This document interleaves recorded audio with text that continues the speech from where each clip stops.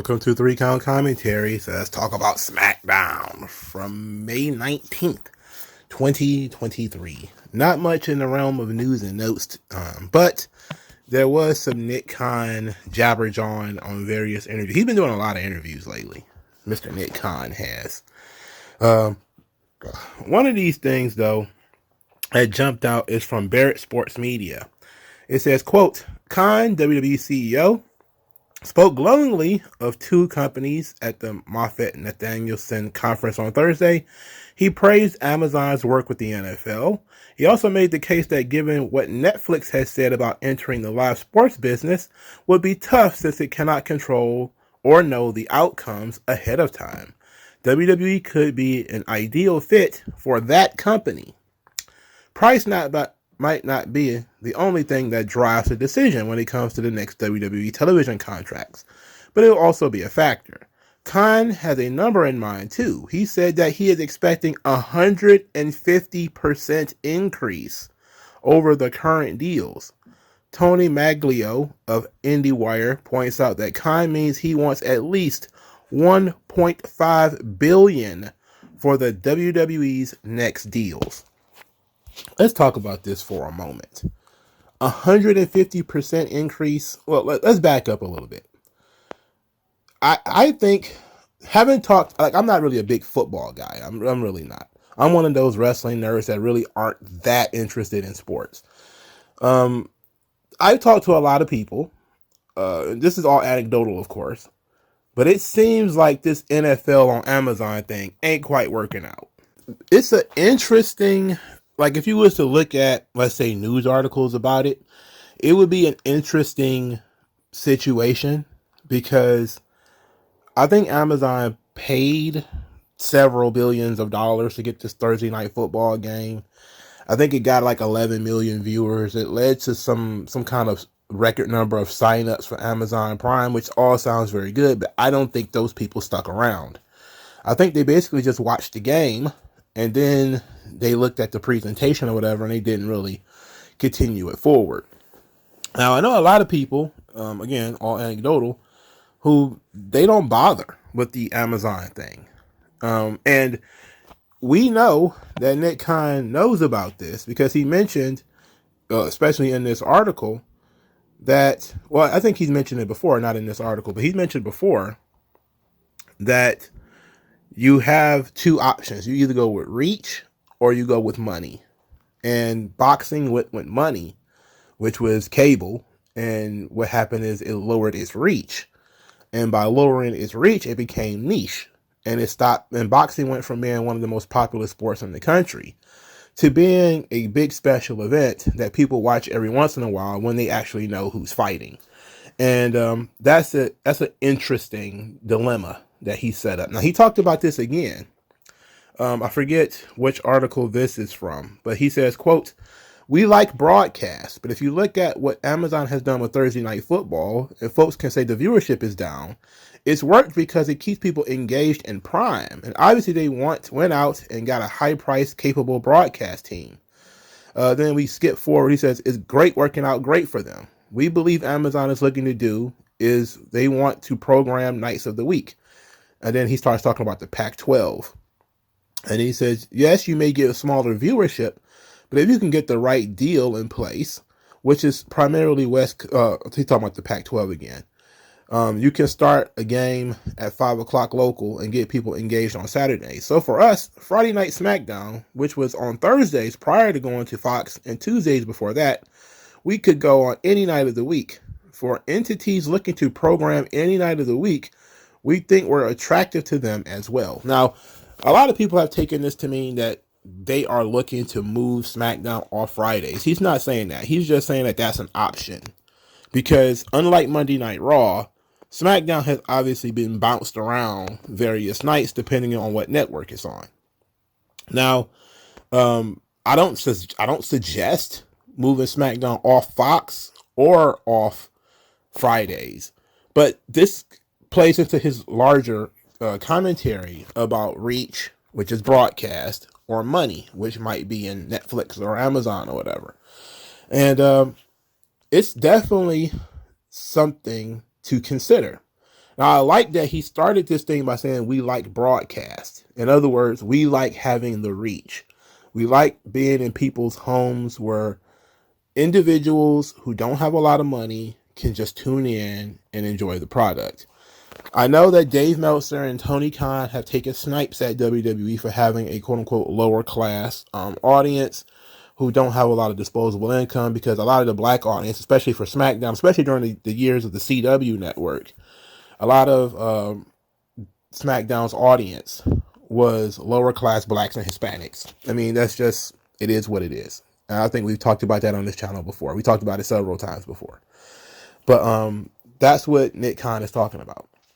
It's about going after the niche audience of the ultra wealthy, which may bring, or well, I shouldn't say the ultra wealthy, because that would be like water polo or something like that. But going after the wealthy, which would probably bring better advertisers, but it may affect your in-house business, and it's definitely going to affect your viewership. Boxing has a lot of individuals who go to the, celebrities and stuff, they go to the fights, but the fights don't really ring in neighborhoods that much anymore. Sometimes they do. If it's a Floyd Mayweather or something like that, it will. But for the most part, it doesn't really work that way. I'm not sure how it works in Mexico, because I know Mexico has a different culture when it comes to boxing, and also England has a different culture when it comes to boxing.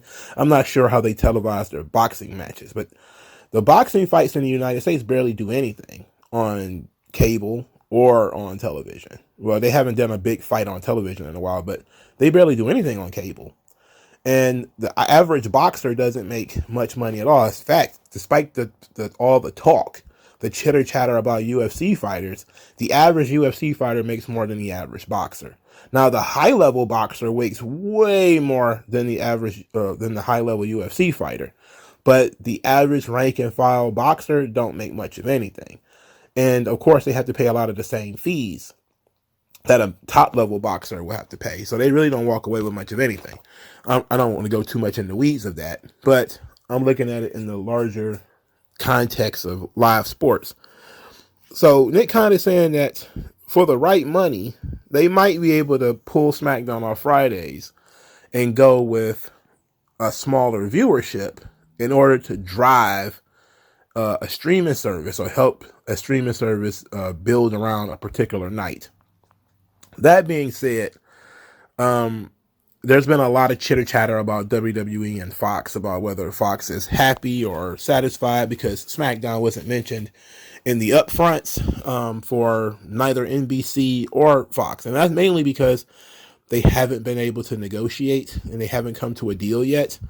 So they haven't been able to negotiate because they were in the for a long time during the early part of this year, they were selling the company. So they wanted to make sure the company was sold before they started doing the television deals. So now they're doing the television deals, and they're really just kind of getting in the mix of it now that the deal to sell the company is done. So they weren't talked about in the upfronts, unlike AEW, because the likelihood that WWE had to take priority in terms of selling the company first. So now they're looking into selling the TV rights deals, and this was, of course, too late to be talking about it in the upfronts. That being said, I definitely think Monday Night Raw stays with USA.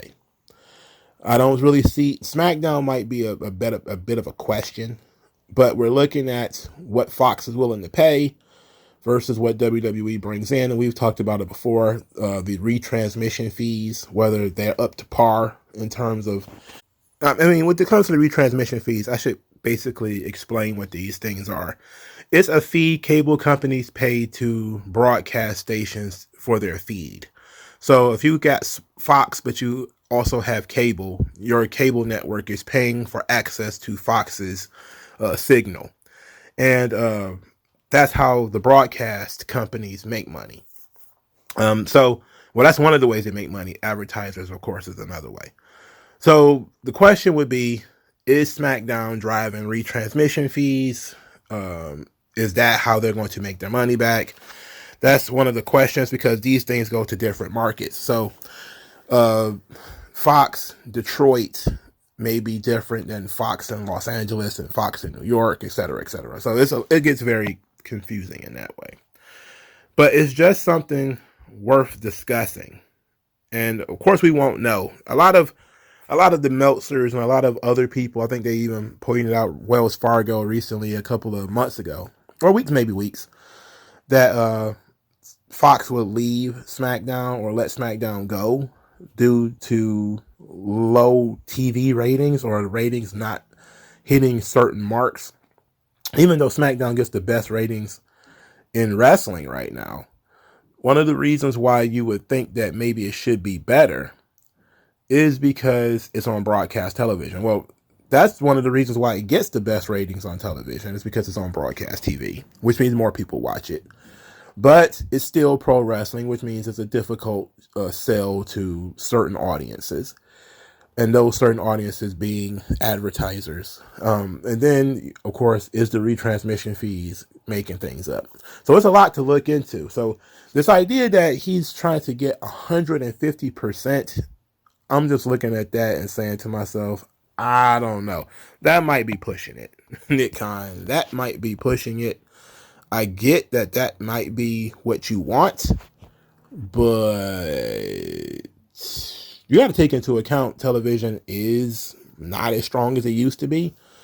And which is also why he's talking about Netflix and Amazon and all that kind of stuff. And basically just saying we might have to go and chase the money down and sacrifice the reach. But wrestling works generationally. People watch it with their children, and then the fandom is sort of passed on to the children and that kind of thing. It's not like many other sports, you know. Yes, people watch basketball and football with their sons or whatever, but wrestling is very niche. And sometimes people only really watched wrestling because their dad watched it or their mom watched it or their big brother watched it. And you talk about a lot of wrestling fans. A lot of it was like my grandma was a fan and she made me watch it. And because basketball, football, you don't really have to capture people and make them watch it. They kind of naturally gravitate towards it, I guess you could say. But wrestling is one of those things where if you are in a house with a super fan, you tend to become a fan too, especially if you're a kid, because they take you to the matches and everything. So it's a little bit different how people, and it's not really all that attractive in terms of everybody's a multimillionaire and they have shoe deals and they don't have the popular culture penetration of the NBA or the NFL. So you have to ask the question, if you're going to sacrifice your viewership, you're going to take wrestling away from some of and put it behind a paywall. Yeah, people have the internet, they can bootleg it. But at the same time, that actually hurts the product because a lot of people are not going to sign up for Netflix just to watch SmackDown. They're probably just going to find a bootleg feed somewhere and then going to, watch SmackDown there. When they're actually more apt to watch SmackDown on their television because everybody has Fox. They might not have the same Fox station, but everybody's got Fox. Whether they got cable or not, they got Fox. So that's something to look at and something to consider. All right, let's get into this show, which was, it was okay. They hit exactly 5 matches on this show. But they did a really good job with the Bloodline stuff. Once again, Roman, just adding a little bit of Roman to it, actually makes this stuff, it revitalizes things. Now, they're still doing retread stuff in terms of they're still going on with Sami Zayn, but at least it's taken on somewhat different forms. And I'm actually very intrigued now. So Roman and Solo start the show. Sami Zayn and Kevin Owens come out immediately afterwards. Roman wants them, of course, to acknowledge him. And he says that he only has one regret in his entire career, and that is wasting his life on Sami Zayn. Sami Zayn responds by saying that he should have hit Roman with the chair sooner. That's his one regret. And never thought he'd get this chance again to stand in the ring with Roman Reigns. But now Roman wants these tag team title belts and he won't get them because him and Solo are not as good as him. Pronouns, pal. Roman and Solo are not as good as Sami Zayn and Kevin Owens. But they being Roman and Solo, also aren't as good as the Usos, which got a nice little ooh from the audience. At this point, the Usos appeared out of nowhere and beat up Sami Zayn and Kevin Owens. At this point, Jimmy tried to make up with Roman. He tried to get some dap. Roman shoved his hand away, chewed him out, and then turned around and bumped into Solo Sikoa. And Solo looked at him like he had shit in his pocket or something like this. And Roman sort of nodded in acknowledgement, sort of like almost like an apology, like he was humbling himself, and stepped out of the ring. Now, let's talk about this for a moment. For starters, Roman is a big dude. He's a big dude. But I'm looking at his arms and everything, and he looks small compared to Solo. You know, I don't know what's going on here. Maybe it was a lack of oil and the fact that he's been gone for several weeks. But Roman didn't look as big as he usually is. And he actually looked small compared to Solo. And maybe it was Roman hunched over and all this kind of stuff. But I actually liked that moment. The little moment when he bumped into Solo and he had to like, oh yeah, I know I can't mess with you. You're you know. There's two parts to that. There is the Solo is the cleanup man. He's the no-nonsense badass that even Roman don't want to cross him, which is good. The second part is that Roman has enlisted Solo as his tag team partner. And he needs Solo to stay level to a degree. He don't want to get into it with him. But then there's the third layer. The third layer is Solo is the Usos' brother. All right? So as Roman is mistreating the Usos, Solo is watching, you know? And in the second segment, let's continue with the first segment, because the Usos trying to regain Roman's trust is hilarious, because we have this continuously oscillating thing with Jimmy Uso where I ain't Roman's bitch. I ain't no bitch. And then when he does something nice, he goes over to Roman like, what up? Like, yeah, give me some dap, you know, almost like acknowledge me, right? And then Roman's like, no, you know, what are you guys doing? So this bleeds over into the second piece of them, where the Usos are trying to explain like what they were doing. And Roman is like, what do you got? I had something to say. I waited all this time to say something. I had words for these guys. I had something to say, and you guys just started doing your own thing. Is that what this has become? That you guys running your own plays? He says he's the quarterback. He's the guy. I make these choices. And then he kicks him out. He throws him out. He tells the Usos to get out of here. They got to go. Again, Solo is standing there, and he's watching Roman abuse his brothers. And he's watching Roman like a damn owl watches a mouse. He's watching him. All right. He's watching this man. All right. So later in the show, Paul Heyman is slinking around in the dark. The Usos are trying to hype themselves up, but they have to get dressed in the hallway like they're the Miz in 2004 or something like that. And then it turns into Paul Heyman. Paul Heyman's like, oh, you guys, Roman forgives you. It's okay. And they're like, oh, so that means Roman's going to be in our corner. And Paul's like, oh, no. Roman has got things to do.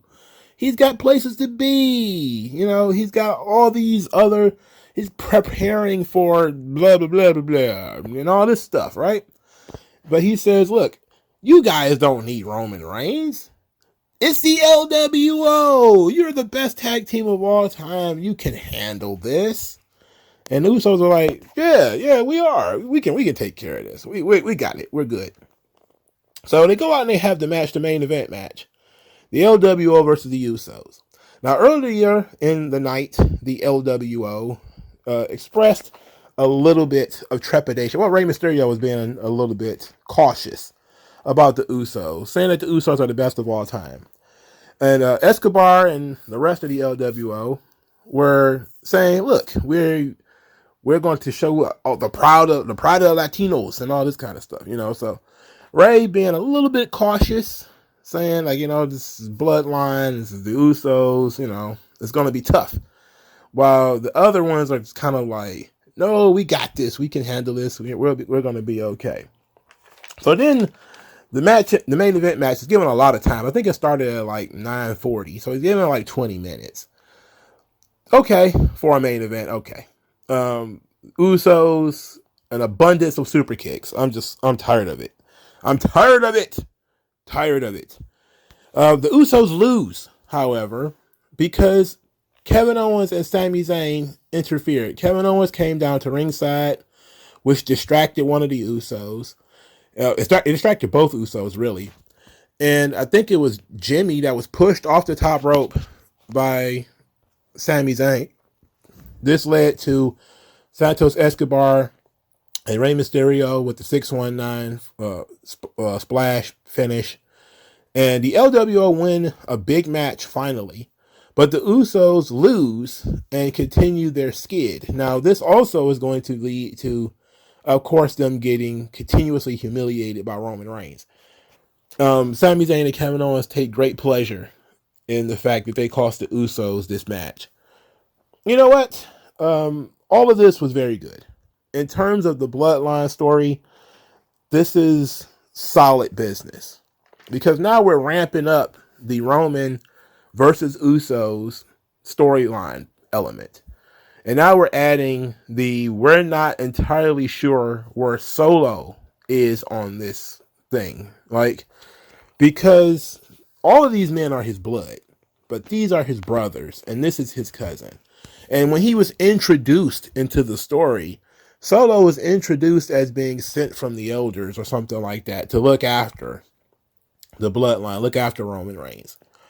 And he's come across as being sort of the guy you don't fuck with.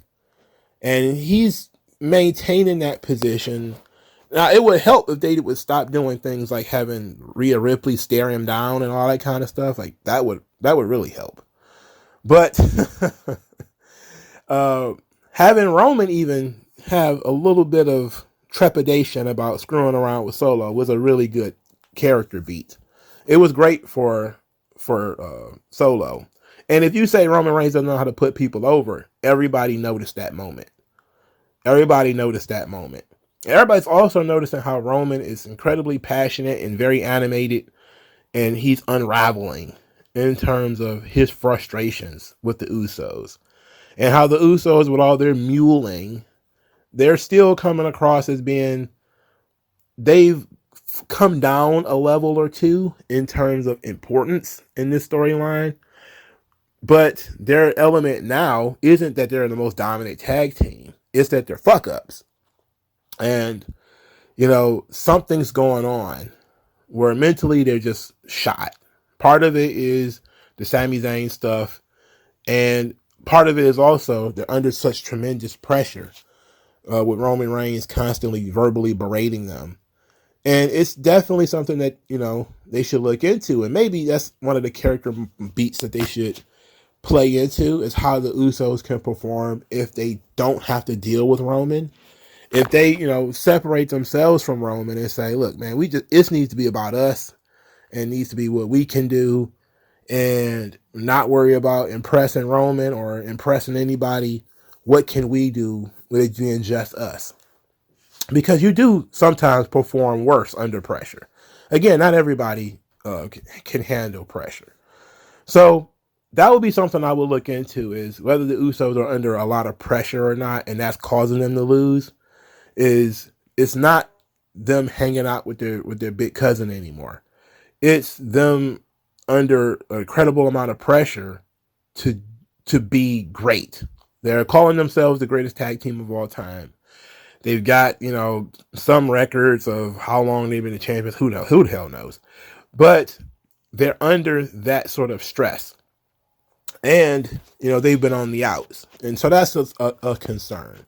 You've got personal and professional stress on top of them. So that's something to look into.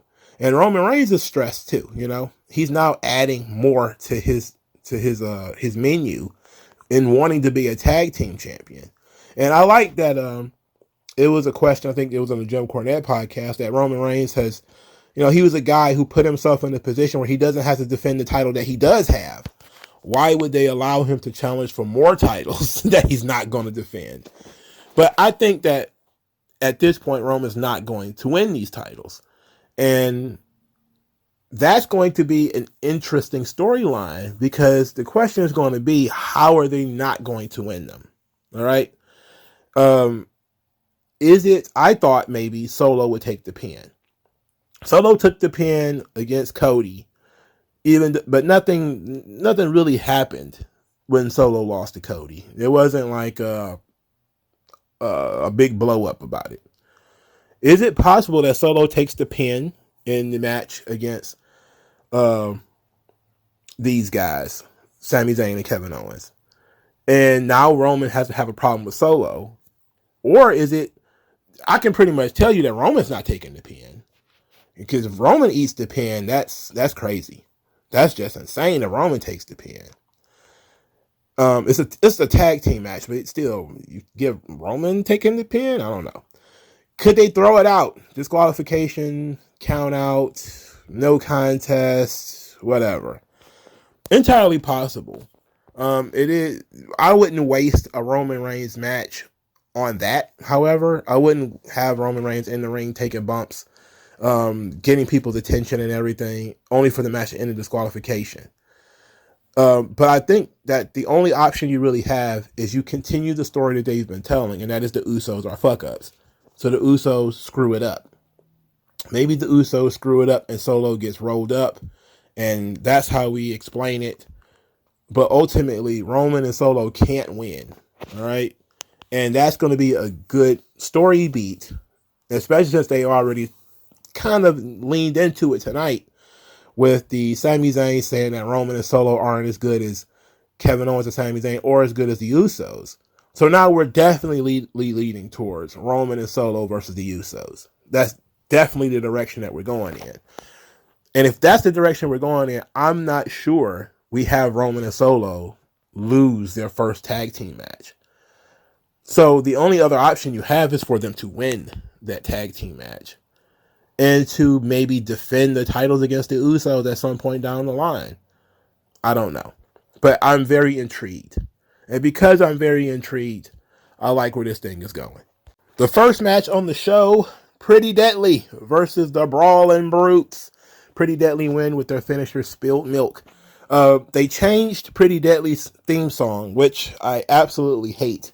But they are presenting Pretty Deadly like they were in NXT. They had a promo segment where they talked about how you make the 2 tastiest snacks on SmackDown, which included them throwing in ingredients into a bowl while wearing chef's hats. And it's perfect Pretty Deadly nonsense. Everybody's going to look at that and be like, I hate these guys. They are putting themselves in the same context as the Powerpuff Girls. These guys are hilarious. All right. I love Pretty Deadly. The 2 tastiest snacks. Oh my good God. They win, which is good. Hey, what about that old Pete Dunne thing?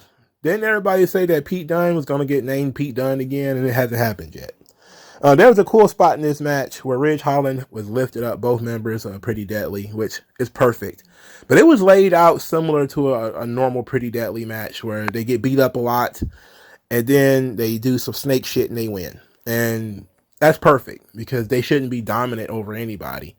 They're essentially 2 girly men who they work better against brutes like these guys, tough guys, technical wrestlers, because then it makes sense that they get beat up so much. They're not the tough guys. They're a good tag team. They work together. That's the strength of Pretty Deadly, is that you're dealing with 2 guys who are in sync. They're a tremendous tag team. While everyone else is, they may be a good pair, but they're not partners like Pretty Deadly are partners. They did a vignette for Superstar Billy Graham, which was the same one they posted on Twitter, on YouTube. The second match, Asuka versus Zelena Vega. So they explained that Bianca Belair acted like her head was on fire last week because her head was on fire and she got spit in the eyes, but chili pepper missed. So Asuka concocted a chili pepper mist and spit it into Bianca's face last week, which is why she was acting the way she was acting. And it's a good explanation. It's a good explanation. Of course, I still was kind of like, we've done this before, but okay. Chili pepper mist. All right, let's do that. Her opponent is Zelena Vega. Now, Zelena Vega did a promo backstage where she's talking about the love and appreciation she got from Puerto Rico. Made her realize that she belongs in the top tier of the women's division in WWE. And I like this promo. And I like her being remotivated. But unfortunately, the booking doesn't fit the promo because she wasn't going to win this match. And she didn't win this match. She actually lost it by submission. I'm guessing that they're trying to play the long game with Zelena where, you know, hey, she was inspired in Puerto Rico and all this kind of stuff. But shouldn't she win matches after that? And because she did lose that match too. So she should like win matches after that. But nope, she lost to Asuka. Now, this match was kind of a technical, sloppy mess because Zelena, she's a little stiff. Let's put it like that. And by stiff, I don't mean that she works stiff. I mean that her spots are a little stiff. They did some interesting things where Asuka was taken by surprise by Zelena and how feisty Zelena was and how technical she was. But things didn't flow smoothly.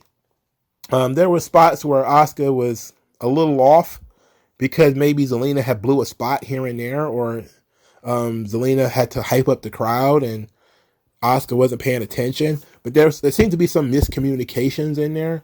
But they also basically had a decent match, but it was some rough spots in it for sure. Asuka wins with some kind of crazy armbar. It's like a Rings of Saturn, almost like.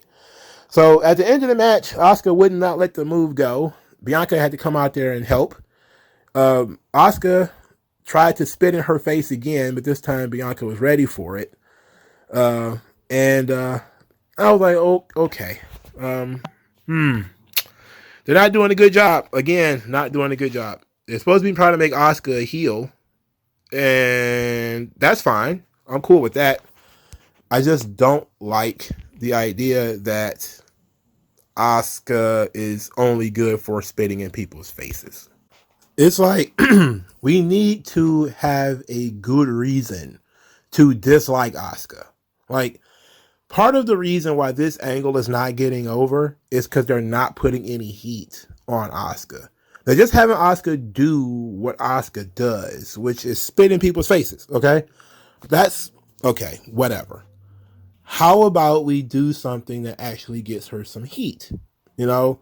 Something that, now it's hard because Bianca is bigger, stronger, faster, younger, etc. So we need to actually find a way to make her sympathetic, or at least create a vulnerability using Asuka. And there is a way for you to do that because Bianca isn't as technical as Asuka. So if Asuka was to do something that's vicious, that creates an opening, that could help. This is where, again, hitting somebody in the knee with a bar or something like that, like an iron pipe, might actually help. Like, it's crazy how basic wrestling heel stuff could help these angles so much more. You have a bigger, stronger, younger babyface, and the heel is not exactly an old lady, but she's older, she's more technical, she's fast, but she's not quite there. And you want to have a way of creating a vulnerability or a weakness in the bigger, stronger, faster babyface. You're not going to create a relationship between the two of them, where the respect has dissolved and all that kind of stuff. I think we've already been there. So you have to create a way, since Asuka's strength is in her submission holds, and since she's doing a submission hold to the arms now, why doesn't she just attack Bianca by the arm? She hits her in the arm with a chair or, something. in order to get some heat, to be unfair. Right now, Bianca is being annoyed by Asuka because Asuka's playing mind games. And look, mind games is perfectly fine with certain characters. Other characters, you need to be actually a physical threat. This is one of those things where Asuka needs to be a physical threat. She's already lost to Bianca. She should already be in the point of knowing how to get to Bianca is to weaken her physically. Take her arm, ram it into the ring post. Like when she grabbed, there's a particular point in this match where, or afterwards, where she grabbed Asuka by the hair. So instead of Asuka yanking away and spitting mist in her face, why didn't Asuka just grab her arm and put her like in an arm bar or something like that, or wrench the elbow or something? Because she threw, like, if you were in a fight with an MMA fighter or somebody who actually knows how to grab a submission hold, and you just throw your arm at them, like your unprotected arm, they'll have 100 ways of grabbing your arm and trying to snap you at the elbow or something like that. That's what we should be doing with Asuka. She's older, she's more technical, she's cagey. So she gets you in this position where you're really all riled up and you're not paying attention. So you reach out and you grab her by the hair. Asuka grabs her by the wrist and the elbow and twists, and it looks like maybe she's trying to snap Bianca Belair's arm. And then Bianca can sell the arm, and then Asuka get back in the ring and put her in an arm bar or something like that. And then you could go into the match next week where Bianca's like, oh, my arm is not at 100% or whatever. And then you could build on that. There's 100 ways to do this. They're just saying, yes, we're just going to have Asuka spit in her face. Well, guess what? That doesn't get any heat. So, poor Zelena. Zelena's smaller. She's less technical. So it's easier to get sympathy on her. That said, though, I saw on Twitter people talking about Zelena Vega. A lot of people seem to think that she's starting to pattern her matches after Sasha Banks, and that they're trying to push her as a sort of a Sasha Banks replacement. And most of that comes from the fact that they both are inspired by Eddie Guerrero, and Zelena Vega has started doing the Meteora. Now, I think that you probably should try to get away from the Sasha Banks thing as much as possible. And plus, look, they're about the same size. That's nobody's fault. She was just born small and Sasha's small. So I would definitely try to move Zelena as far away from the Sasha Banks thing as possible. So I would probably tell her to stop doing the Meteora, because it does remind a lot of people of Sasha Banks. At the same time, though, it's not like Sasha Banks owns it, So I get what they're saying, but they're still definitely two different characters. The one thing that I don't really like about Zelena Vega right now is that she seems to be a very plain Jane babyface. She needs a little bit more character, Like being the fiery Puerto Rican babyface is fine, but it's boring. You need some spice. And she can talk. She has attitude. We should be doing more with Zelena Vega. Not just saying, it was a dream come true. All right. Oh my God. One time I'm going to watch like NXT or something like that and break my code and actually start drinking. And I'm going to play a drinking game. See how many times I take a shot when the word dream comes up, or childhood or something like that. I mean, I'm just so frustrating. Next, Grayson Waller effect with AJ Styles. They didn't touch Grayson Waller's theme, which is great. The Grayson Waller effect actually looks like the Grayson Waller effect. He got a grand introduction, which includes them saying he has a triple platinum tongue, that he's the Aussie icon, and various other sobriquets. And I was like, okay. They tried to give him a big introduction. And this was, I don't know if we introduced Grayson Waller with the Grayson Waller effect. This was his first time in front of people. Okay. I don't know if this is the right vehicle for that. I think you build up to the Grayson Waller effect. I think he should have done an in-ring promo, like a regular in-ring promo first. And then we built up to this. But whatever. The Grayson Waller effect featuring AJ Styles with AJ's Just for Men beard. I don't understand what's up with his beard. Is so distracting. It's incredibly distracting. And I don't know why it is. It's distracting as hell to me. that he looked like he had a beard transplant. Anyway, the Grayson Waller effect is the same with the ticker at the bottom. The only difference is he's not as antagonistic in this SmackDown version as he usually is in the NXT version. He's a lot more bombastic. He's a lot more antagonistic in terms of his interaction with his guest. He actually let AJ talk, you know. So he, of course, they set up with this AJ Styles as the first ballot Hall of Famer. He's done everything, but this winning this World Heavyweight Championship would just add to his legacy. And AJ Styles says that his injury that he recently was on was the longest he had ever been out of a wrestling ring. And he came back and trained harder than he ever have before because he knew there would one day be an opportunity. And now he wants this championship more than the air that he breathes. And while he's preparing and he's getting ready, Seth Rollins is on a movie set. Now, this is an opportunity where AJ probably should have did some digging on Seth Rollins, tried to play that Seth Rollins is Hollywood, that he was already planning to be a part-time champion, that he's going to go off and do movies and all this kind of stuff.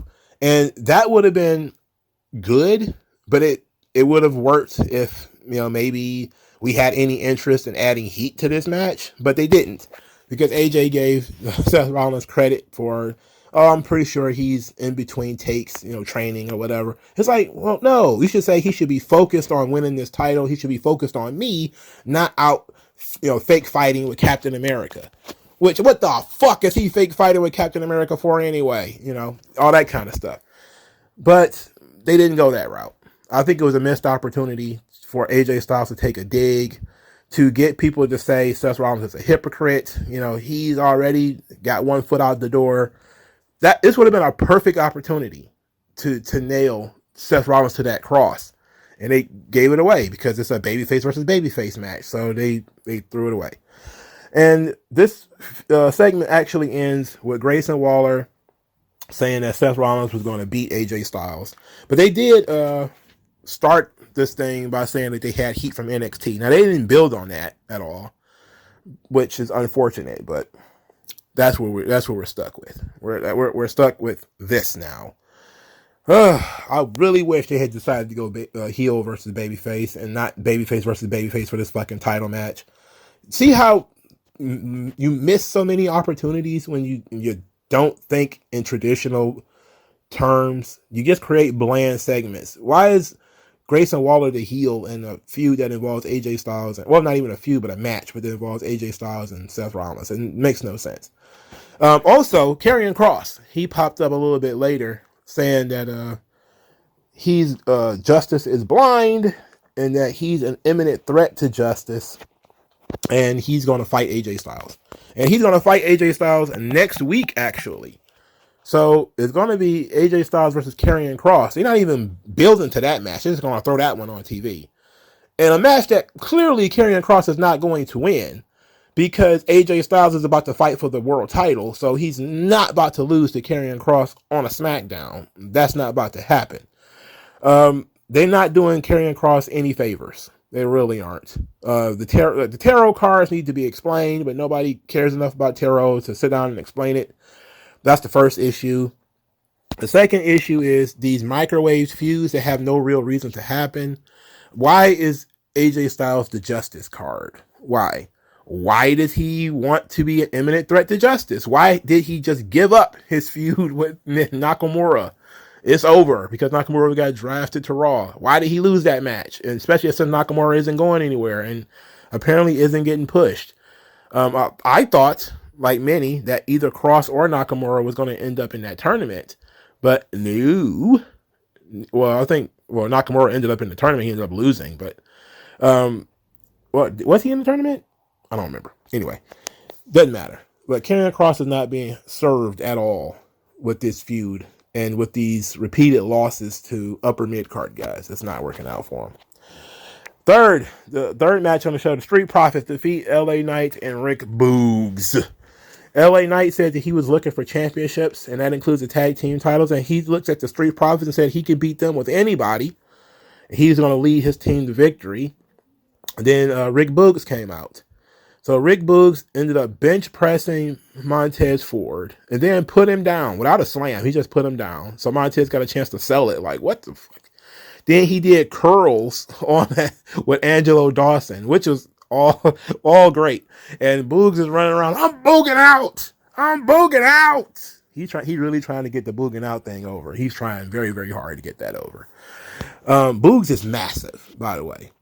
He looks like that guy from Fatal Fury. What is it? No, is it Final Fight? One of those fight, the mayor with the big hairy chest and the big upper body, the former pro wrestler that's become the mayor. What video game is that? Is it Fatal Fury or Final Fight? It's one of the games where it was like a walk and brawl game. I loved those games when I was a kid. I'm trying to remember Fatal Fury was a fighting game. It was like Street Fighter or something. So it got to be Final Fight. So it was like you walk around, you pick up like Double Dragon and stuff. Like those games were fun as fuck. Why did we stop making those? Why did we stop making those little walk and brawl games? I love those things like Fighting Force. I think The Bouncer was the last one I played. And that was on PlayStation 2. Oh, yeah, it was PlayStation 2. Where it was a very short game too, The Bouncer. It was very short. But how did I get on that subject? Oh yeah, Rick Boogs. Rick Boogs is massive. That dude is jacked. All right. And he's got charisma. He's got no character right now. Like his character is that he plays air guitar and he's like a big jacked dude. What's the guy from Queen? Freddie Mercury. He's a big jacked Freddie Mercury. So okay. Rick Boogs takes the pin because of course LA Knight couldn't win. At that point, LA Knight helped Rick Boogs to his feet and then dropped him with his finisher. I don't know what it's called. So they're doing with Rick Boogs. They're doing with LA Knight what WCW did with Mick Foley, where they're going to have him introduce a new partner every week, lose the match, and then he's going to beat up his partner. Okay. That may work as long as LA Knight's able to cut promos in between and he's just not coming out losing. With him having to basically try to carry his team, he's going to eventually either A, find the right partner, which probably should be Grayson Waller, if he's going to have a tag team partner at all. Or it should be that he decides that tag team wrestling ain't for him. I don't know. So let's move on. Cameron Grimes, again, he comes out there looking like he shops at Costco, and he's got the accent a little bit, but he used the word dream, and I rolled my eyes, and who cares? Fire and Dawn, Isla Dawn, and Alba Fire. I could have swore I kept listening to the commentator. I thought she kept saying Nyla Dawn, and I thought they had changed her name. And I was going to say, why would they change her name to Nyla Dawn? But commentary kept saying Isla Dawn. And I'm thinking like, am I hearing things? And it turns out that maybe I am hearing things. I think it is Isla, Isla, and not Nyla, Nyla. And I was like, man, I don't know what's going on. Anyway, Valentina Feroz and Yulisa Leon were their opponents. Yulisa Leon is back. She was gone from NXT for about a year with a leg injury. I think she tore her ACL or something like that. So this was a great comeback match. And Yulisa Leon and Valentina Feroz are actually not a bad tag team. They didn't get a chance to show anything because they were just jobbers on SmackDown right now. But they're actually a very solid team in terms of being fluid and how they work and how they work well together. So they got crushed by Fire and Dawn, however, on SmackDown. It was just basically a showcase for Fire and Dawn, which they needed. I'm thinking, methinks that Fire and Dawn may work if you put them with Cross and Scarlet. Like if you put Cross and Scarlet with Fire and Dawn, I think that would work. And have Cross be like a man amongst a coven of witches. That may actually work a little bit. It's different. Because you very rarely see a situation like you look at the LWO, it's 4 men and 1 woman. You would be reversing that with like Isla Dawn, Scarlet, and Karen, and all that. That may be a little different, but they also still have the women's tag team championships, and that tells me that they're up to something with these titles. Since they didn't have to surrender them, they're probably going to be defending them on SmackDown. Now, interesting bit about the Women's Tag Team Championships, the NXT Women's Tag Team titles, is that since these belts still are here, is it that perhaps they're going to keep these belts and they're going to be the SmackDown Women's Tag Team Championship champions, and the other titles, which are apparently now vacant, are going to be the Raw Women's Tag Team Championships. Now, I know that people are going to be like, no, don't do that. And I kind of agree. I kind of agree it's maybe not a smart decision. But why else would they announce that the Women's Tag Team Championship match is going to be on the Raw following Night of Champions? And they're not going to create a tournament. They're not going to do anything of that sort. They're just going to just crown new tag team champions in a fatal 4-way match. Because fuck, we can't go 2 weeks without a triple threat match or a fatal 4-way match, for fuck's sake, in this company. So it's going to be a fatal 4-way on Monday, and we're going to talk about this a little bit more. I'm just trying to throw some things out there, and something tells me that Fire and Dawn didn't give up their titles because they're probably going to end up keeping them. Which means that NXT is going to have to come up with new tag team champions, which is fine because NXT is creating new pretty much everything anyway. Now, when it comes to the women's tag team titles, apparently Liv Morgan was injured in the tag team match against Damage Control. Now, some people have said that she was injured during doing a spot with Raquel Rodriguez, that she was injured at that point. But the kayfabe announcement was that Liv Morgan was injured by Dakota Kai. And then Dakota Kai was injured by Raquel Rodriguez. So that match ended with 2 people being hurt. Oh, classic. That's good women's wrestling right there. So Dakota Kai is out. Liv Morgan is out. So because Liv Morgan is gone, Raquel Rodriguez cannot defend the tag team titles by herself. Therefore, the titles have been stripped and she has to have a new partner. So now it's a question about who is her mystery partner going to be. Now, I know people don't care about these belts, and some even very smart people have said these belts are an absolute waste of time. Why do we even have them? And there's an element of that I agree with. That being said, the amount of time they gave this, which is literally nothing. There was no talk online about Liv Morgan being injured. Nobody has said anything about Lita being injured, and Trish Stratus had to replace her. Just absolutely nothing. I didn't hear anything more about that. And speaking of which, when Lita got injured, Becky Lynch was able to pick a new partner in Trish Stratus and went out there and defended the titles. Raquel Rodriguez, of course, is not going to get that same option. These titles are vacant currently. So, okay. In any event, the Fatal 4-Way match will feature Bayley and Io Sky. So Bayley and Io Sky, who are on the cusp of feuding, are going to get a tag team championship match. The other opponents will be Chelsea Green and Sonya Deville, and your new tag team champions, Ronda Rousey and Shayna Baszler. Now, Ronda Rousey and Shayna Baszler were probably about to win the titles anyway, if we're being honest. So giving them the belts right now just seems to be the right thing to do. They're selling this entire match on the who's going to be the mystery partner for Raquel Rodriguez. Does anybody care, really? No. It's probably going to be Shotzi, and they're going to lose. So it doesn't matter, you know. I can pretty much tell you for a fact Ronda Rousey and Shayna Baszler, who are going to win the belts anyway, are going to win the belts on Raw instead of winning them in Saudi Arabia. There's already, I think, 4 women's matches in Saudi Arabia. I think there's 4. I think it might be 3, but there's quite a few. It's a significant number of women's matches at Night of Champions. All right. Austin Theory cut a promo in the ring. He says that he expected respect because of the legends that he bodied, but instead he got ganged up on by Sheamus and Lashley. He said that Lashley was obsessed with him, following him around, and Lashley is jealous. But he expected more from Sheamus because they got a lot in common. And then he struggled to find things that they have in common